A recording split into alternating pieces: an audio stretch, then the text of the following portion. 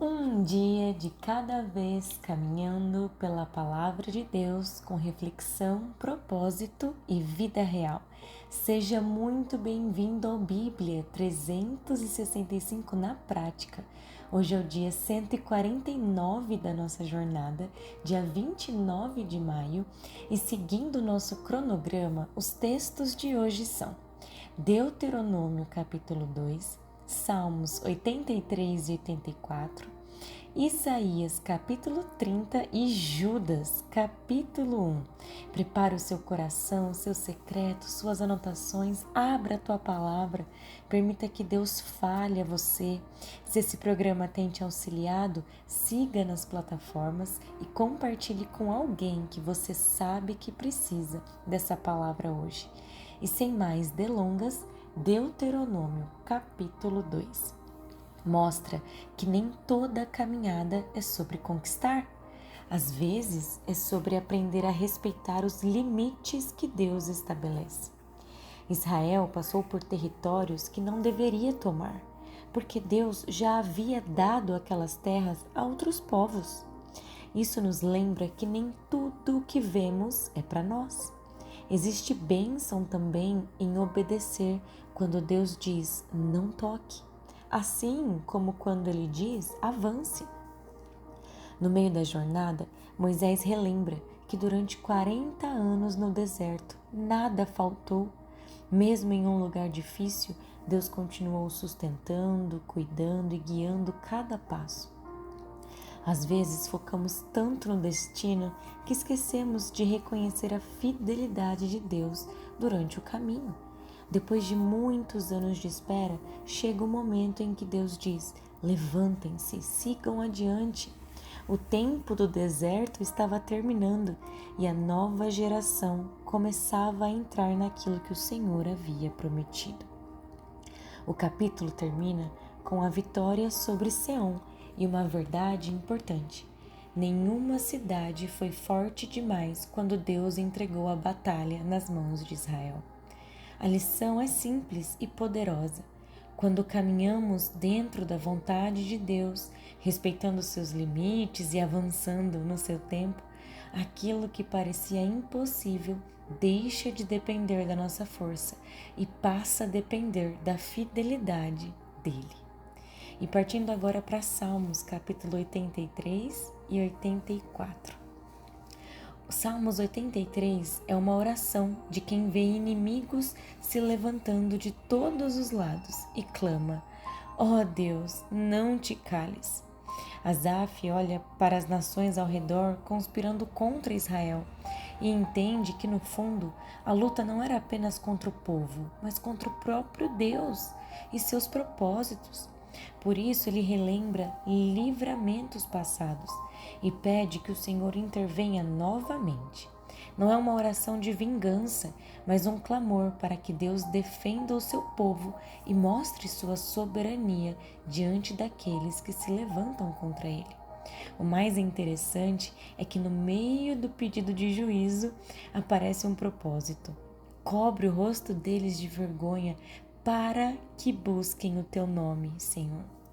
O objetivo final não é destruição, mas que até os adversários reconheçam quem Deus é. Só tu, cujo nome é Senhor, és o Altíssimo sobre toda a terra. Quando tudo parece fora de controle, a verdade continua a mesma. Deus permanece soberano acima das nações, dos conflitos e das circunstâncias. Já o Salmo 84 é um dos mais belos sobre a presença de Deus. Leia com atenção, leia no seu secreto com um tempinho com Deus. Se precisar, releia em outro momento. Desligue tudo e contemple, desfrute da presença de Deus. O salmista aqui não sente saudade de bênçãos, conquistas ou respostas. Ele sente saudade do próprio Senhor. Seu coração suspira pelos átrios de Deus porque descobriu que não existe lugar melhor do que estar perto dele.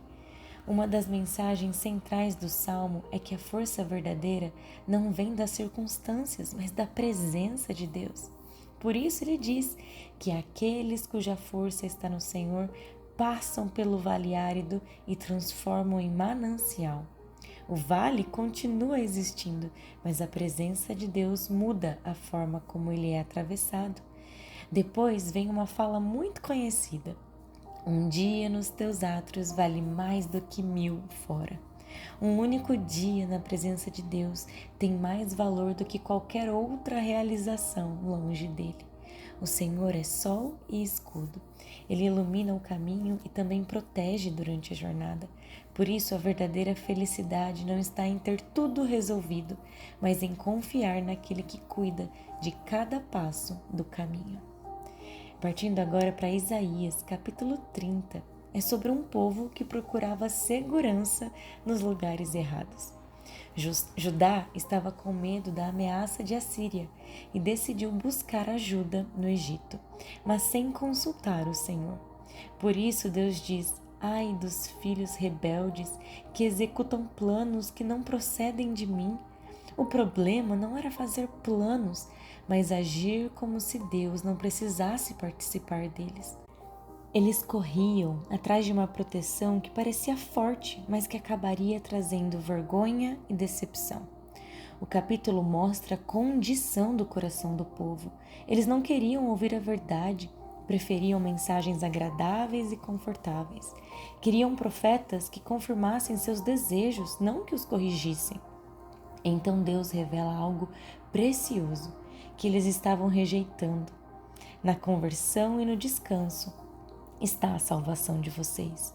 Na tranquilidade e na confiança reside a força de vocês. Enquanto o povo procurava soluções rápidas, Deus estava oferecendo confiança, descanso e dependência.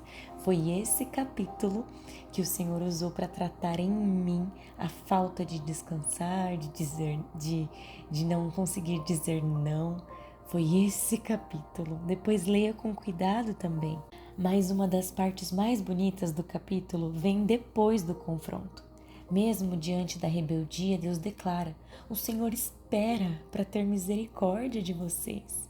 Que frase incrível, porque Deus corrige, mas Ele não abandona.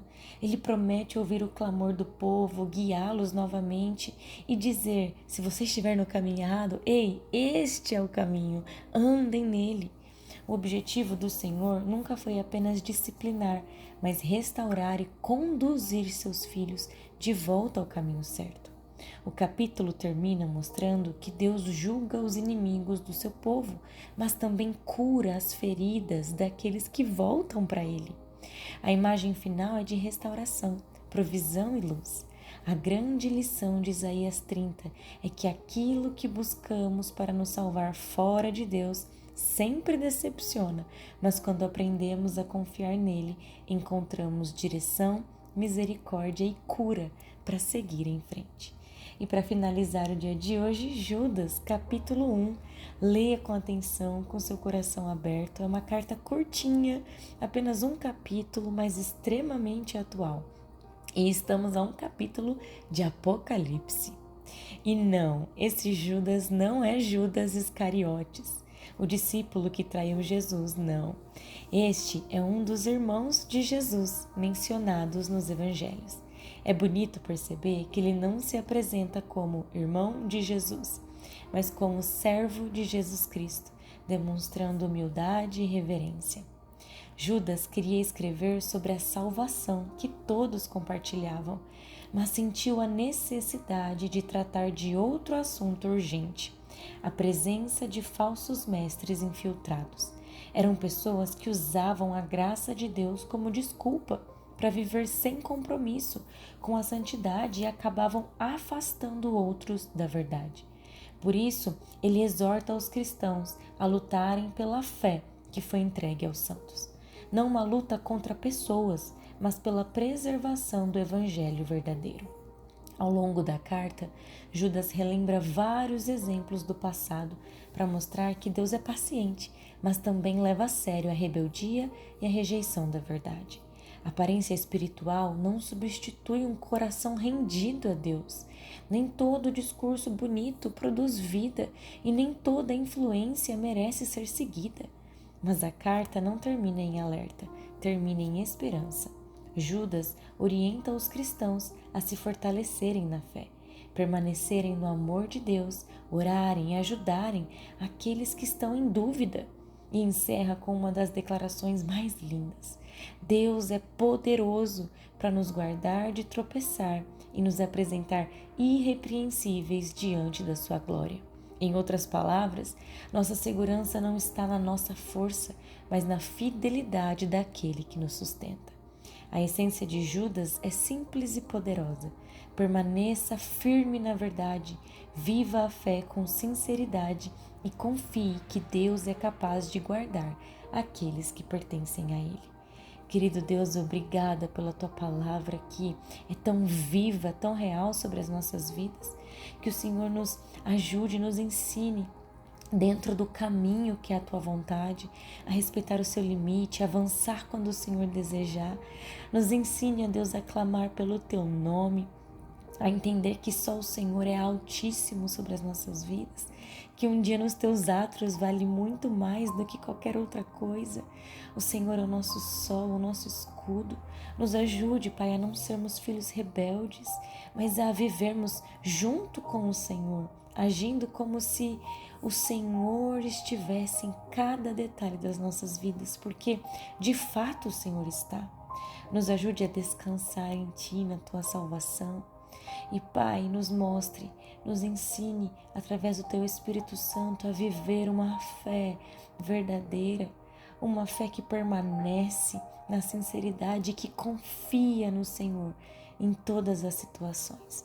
Cubra-nos com o sangue do Teu Filho Jesus, enche-nos com Teu Espírito e seja conosco durante este dia, Pai. Em nome de Jesus, amém e amém. Que Deus te acompanhe hoje. Viva essa palavra na prática. Amanhã seguimos juntos no dia 150 da nossa leitura.